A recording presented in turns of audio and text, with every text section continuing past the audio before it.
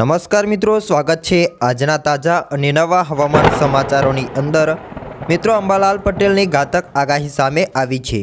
ડિસેમ્બરમાં ભર શિયાળામાં મિત્રો ફરી એકવાર કમોસમી વરસાદ વરસશે તેવી આગાહી કરી છે। હવામાન નિષ્ણાત અંબાલાલ પટેલ દ્વારા આ આગાહી કરવામાં આવી રહી છે। મિત્રો, વિડીયોને જરૂરથી અંત સુધી જોતા રહેજો, કારણ કે આગામી દિવસોની અંદર કેવું વાતાવરણ જોવા મળવાનું છે તેના લઈને પણ અપડેટ સામે આવી છે। વાત કરીએ તો 4 થી લઈને 8 ડિસેમ્બર વચ્ચે એક નબળો પશ્ચિમ વિક્ષેપ આવવાની શક્યતાઓ છે। 5 થી લઈને 10 ડિસેમ્બરમાં ગુજરાતમાં કેટલાક ભાગોની અંદર માવઠું થઈ શકે છે, તો 18 થી લઈને 24 ડિસેમ્બરે એક મજબૂત પશ્ચિમી વિક્ષેપ આવતા અને બંગાળના ઉપસાગરમાં આ આરસામાં એક ડિપ્રેશન બનતા તેની ભેજની અસરના કારણે અને અરબી સમુદ્રમાં હળવા ભેજના કારણે મજબૂત પશ્ચિમી વિક્ષેપના કારણે એક સાયક્લોનિક સર્ક્યુલેશન બનવાનું છે, જેના લઈને ગુજરાતની અંદર માવઠું વરસે તેવી શક્યતાઓ રહેલી છે। આગામી 48 કલાકમાં રાજ્યની અંદર ઠંડી આવવાની પણ શક્યતાઓ રહેવાની છે। અમુક ભાગોની અંદર કાતિલ ઠંડીનો પણ અનુભવ થતો જોવા મળવાનો છે। ઉત્તર ગુજરાત, પાટણ, સમી, હારીજ, બનાસકાંઠા, સાબરકાંઠા, પંચમહાલ, ગાંધીનગરના ભાગો છે, આ ભાગોની અંદર કડકડતી ઠંડી જોવા મળી શકે છે। વધુમાં જાણીએ તો મિત્રો, ભારતના ઘણા રાજ્યોમાં હવામાનમાં ઘણા બધા ફેરફાર થતા જોવા મળી રહ્યા છે। પશ્ચિમી વિક્ષેપ અને સતત સક્રિય સાયક્લોનિક સર્ક્યુલેશન દેશના ઉત્તર પૂર્વ અને દક્ષિણ ભાગોમાં ભારે વિનાશ લાવી શકે છે। ઉત્તર પાકિસ્તાન અને આસપાસના વિસ્તારોમાં સાયક્લોનિક સર્ક્યુલેશન હાજર છે। ઉત્તર હરિયાણા અને ઉત્તર પૂર્વીય આસામ પર નીચલા ઉષ્ણકટિબંધીય સ્તરોમાં પણ સાયક્લોનિક સર્ક્યુલેશન એક્ટિવ સક્રિયમાં છે। 1 થી લઈને 4 ડિસેમ્બર સુધી તમિલનાડુ, કેરળ, માહે દરિયાકાંઠાના જે આંધ્રપ્રદેશ લાગુના જે વિસ્તારો છે, આ ભાગોની અંદર વાવાઝોડા સાથે વરસાદની પણ આગાહી કરી છે। સાથે જ મિત્રો, પવનની વાત કરીએ તો 40 કિલોમીટરથી લઈને 50 કિલોમીટર સુધીનો પવન ફૂંકાય તેવી પણ શક્યતાઓ રહેલી છે। ચક્રવાતી દિત્વા દક્ષિણ ભારતમાં પરિસ્થિતિને વધુ ખરાબ કરી રહ્યું છે। મિત્રો, વધુમાં જાણીએ તો આ ભાગોની અંદર જે ચક્રવાતી બન્યું હતું એ ભાગોને અસર કરીને ઘણા ભાગોની અંદર ભારે એવું નુકસાન પણ થતું જોવા મળ્યું છે।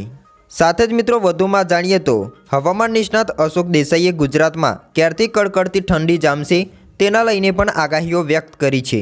એટલે ગુજરાતની અંદર ઘણા ભાગોની અંદર ઠંડી પણ વધુ જોવા મળવાની છે। ગુજરાતમાં હાલ શિયાળો તો ચાલી રહ્યો છે, પરંતુ હજુ જોઈએ તેવી ઠંડીનો અનુભવ થતો જોવા મળ્યો નથી। આ સાથે બંગાળની ખાડી અને પેસિફિક મહાસાગરમાં એક બાદ એક સિસ્ટમો બની રહી છે, જેના કારણે તાપમાનમાં વધારો જોવા મળી રહ્યો છે। ત્યારે પૂર્વ હવામાન વૈજ્ઞાનિક અશોક દેસાઈએ ગુજરાતમાં ક્યારથી ઠંડી જોવા મળશે અને કડકડતી ઠંડી ક્યારે પડશે તેના લઈને આગાહીઓ વ્યક્ત કરી છે। સાથે જ મિત્રો, તેમણે જણાવ્યું છે કે સામાન્ય રીતે શિયાળામાં જે તાપમાન રહેતું હોય છે તે હાલ લાલ નીનોની કારણે જે સિસ્ટમ બની રહી છે તેના કારણે અને પેસિફિક મહાસાગરની અંદર જે અલ નીનો થવો જોઈએ તેના ટકા નીચા ગયા છે। આ કારણે જ દિત્વા, સિમંદર જેવા વાવાઝોડા બન્યા છે। તેના કારણો વાદળી ચાદર આવે છે અને ભેજનું પ્રમાણ જમીન પર વધારે થાય છે, જેના કારણે આપણે પાકને નુકસાન થાય છે। આ સાથે તાપમાન પણ મેન્ટેન્સ થતું નથી, લઘુત્તમ અને મહત્તમ તાપમાન વધારે રહે છે। વધુમાં તેમણે જણાવ્યું છે કે લાલ નીનોનું જોર ઓછું નહીં થાય ત્યાં સુધી આપણે એક બાદ એક સિસ્ટમનો સામનો કરવો પડશે। હાલ 24મી ડિસેમ્બર સુધી તાપમાનમાં ઘટાડો નહિવત માલુમ પડી રહ્યો છે, જેના પછી શિયાળો મિત્રો જામશે તેવી શક્યતાઓ વ્યક્ત કરી છે। 24મી ડિસેમ્બર પહેલાં પણ ઠંડી તો આવશે, પરંતુ જે બાદ એક સિસ્ટમના કારણે આખા ભારતમાં ઠંડા પવનો ફૂંકાવા જોઈએ તે નથી આવી રહ્યા। 24મી પછી અલ નીનોનો પ્રભાવ વધી જશે, તેના કારણે ગુજરાતમાં હવામાન પર અસર નહીં થાય અને ઠંડી જોવા મળવાની છે। તો હવામાન નિષ્ણાત અંબાલાલ પટેલે માવઠાને લઈને પણ આગાહી કરી છે। 8 ડિસેમ્બર વચ્ચે એક નબળું વેસ્ટર્ન ડિસ્ટર્બન્સ રાજ્યની અંદર પ્રવેશ કરતું જોવા મળવાનું છે, જેના કારણે ઉત્તર અને મધ્ય ગુજરાતમાં વાદળછાયું વાતાવરણ અને હળવા છાંટા પડે તેવી શક્યતાઓ છે। માવઠાની શક્યતાઓ વ્યક્ત કરતા અંબાલાલ પટેલે જણાવ્યું છે કે 5 થી 10મી ડિસેમ્બર દરમિયાન રાજ્યના કેટલાક વિસ્તારોમાં માવઠું આવી શકે છે, તો 18 થી 24 ડિસેમ્બર દરમિયાન એક મજબૂત પશ્ચિમ વિક્ષેપ આવવાની આશંકા વ્યક્ત કરવામાં આવી છે। આ સાથે બંગાળના ઉપસાગરમાં એક ડિપ્રેશન બનવાની પણ શક્યતાઓ છે અને અરબી સમુદ્ર તરફ હળવો ભેજ મળતા રાજ્ય પર તેની સંયુક્ત અસર માવઠા તરીકે મિત્રો જોવા મળી શકે છે। તો હવેથી મિત્રો, આપણે વિન્ડી એપ્લિકેશનના માધ્યમથી લાઈવ પણ જાણીશું કે આગામી દિવસોની અંદર કયા વિસ્તારોમાં વાદળછાયું વાતાવરણ જોવા મળવાનું છે। આજે મિત્રો 3 ડિસેમ્બર અને સાંજના સમયે તમે જોઈ શકો છો કે ગુજરાતનો જે વિસ્તાર છે એ મિત્રો શુષ્ક જોવા મળી રહ્યું છે। ખાસ કરીને વાદળછાયું વાતાવરણ જોવા મળી રહ્યું નથી, બાકી મિત્રો તમે જોઈ શકો છો કે અત્યારે હાલ જેસલમેર લાગુના જે વિસ્તારો છે, સાથે સાથે જોધપુર લાગુના વિસ્તારો, આ ભાગોની અંદર આછું પાતળું વાદળછાયું વાતાવરણ જોવા મળી રહ્યું છે. અને બેંગ્લોરુ લાગુના વિસ્તારોની અંદર વાદળછાયું વાતાવરણ અને વરસાદની જે સિસ્ટમો બની છે, વાવાઝોડાની સિસ્ટમો, તે આ ભાગોની અંદર અસર કરતી જોવા મળી રહી છે. આગામી દિવસોની અંદર ગુજરાતમાં પણ સામાન્ય વાદળો આવવાની શક્યતાઓ વ્યક્ત કરવામાં આવી રહી છે, જેમાં 6 થી 7 તારીખ દરમિયાન તમે જોઈ શકો છો કે ધીમે ધીમે ગુજરાત તરફ વાદળો આવતા જોવા મળી રહ્યા છે. 5 થી લઈને 6 તારીખ દરમિયાન તમે જોઈ શકો છો કે કચ્છના ઘણા ભાગોની અંદર આછું પાતળું વાદળછાયું વાતાવરણ જોવા મળી શકે છે. લખપત, નલિયા, બાંડલી, ખાવડા લાગુના વિસ્તારો, રાપર તેના આસપાસના વિસ્તારો છે, આ ભાગોની અંદર વાદળછાયું વાતાવરણ જોવા મળવાનું છે.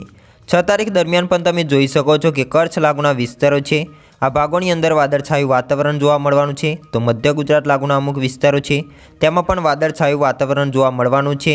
વડોદરા લાગુના વિસ્તારો છે, મહેસાણા, પાલનપુર, આ ભાગોની અંદર પણ આગામી દિવસોની અંદર વાદળછાયું વાતાવરણ જોવા મળી શકે છે, જેના લઈને અમુક વિસ્તારોની અંદર વરસાદના છાંટા પડે તેવી શક્યતાઓ છે. સૌરાષ્ટ્રના વિસ્તારો ઉપર એક નજર કરીએ, જેમાં તમે જોઈ શકો છો કે સલાયા છે, જામનગર, ભાંડવડ, પોરબંદર, ગોંડલ, જસદણ, મોરબી, સાથે સાથે કુડા લાગુના વિસ્તારો છે, બોટાદ, ભાવનગર, આ ભાગોની અંદર જે વેધર મોડલ દ્વારા દર્શાવવામાં આવ્યું છે તે મુજબ આછું પાતળું વાદળછાયું વાતાવરણ જોવા મળવાનું છે. તળાજા લાગુના વિસ્તારો છે, પાલિતાના, સોનગઢ, આ તમામ ભાગ એવા છે જેમાં મિત્રો આગામી દિવસોની અંદર 6 તારીખ દરમિયાન વાદળછાયું વાતાવરણ જોવા મળવાનું છે. તો મધ્ય ગુજરાત લાગુના વિસ્તારો છે, જેમાં અમદાવાદ લાગુના વિસ્તારો છે, મેમદાવાદ, કપડવંજ, બાલાસિનોર, ડાકોર, આણંદ, બોરસદ લાગુના વિસ્તારો, તારાપુર, વડોદરા લાગુના વિસ્તારો છે, આ ભાગોની અંદર પણ મિત્રો જે વેધર મોડલ દ્વારા દર્શાવવામાં આવ્યું છે તે મુજબ આ ભાગોની અંદર પણ આગામી દિવસોની અંદર વાદળછાયું વાતાવરણ જોવા મળી શકે છે. અને દક્ષિણ ગુજરાતના જે પટ્ટીય વિસ્તારો છે, મુંબઈ લાગુના વિસ્તારો, આ ભાગોની અંદર પણ આગામી દિવસોની અંદર મિત્રો આછું પાતળું વાદળછાયું વાતાવરણ જોવા મળવાનું છે. 6 થી લઈને 7 તારીખ દરમિયાન અમુક ભાગોની અંદર વાદળછાયું વાતાવરણ જોવા મળવાનું છે.